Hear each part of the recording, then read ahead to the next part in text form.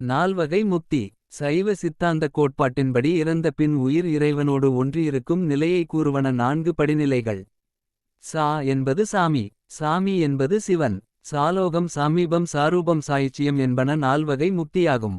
சிவலோகம் சேர்தல் சாலோகம். சிவனருகில் இருத்தல் சாமீபம். சிவனுருவம் பெறல் சாரூபம். சிவனாகவே மாறல் சாயுச்சியம். சாலோகம் என்பது முக்தி அடைந்தவர்கள் சிவபெருமான் எழுந்தருளியிருக்கும் சிவலோகத்திலே இன்புற்று வாழும் நிலையாகும். சரியை வழிபாட்டின் பயன் சாலோகமுத்தி பெறுதல். திருநாவுக்கரசர் சரியை நெறி நின்றே இறைவனை வழிபாடு செய்தார். சாமீபம் என்பது முக்தி அடைந்தவர்கள் மைந்தர்க்குரிய உரிமை போல இறைவனுக்கு மிகருகாமையில் இன்பம் அனுபவித்து இருக்கும் நிலையாகும். கிரியை வழிபாட்டின் பயன் சாமீபமுத்தி பெறுதல். திருஞான சம்பந்தர் கிரியை நெறியில் நின்றே இறைவனை வழிபாடு செய்தார். சாரூபம் என்பது இறைவனுடைய வடிவத்தைப் போன்ற வடிவத்தை பெறும் நிலையாகும். இறைவன் அருளால் இறைவனைப் போன்ற ரூபத்தை பெற்று அதிலே மகிழ்ந்து வாழும் நிலை.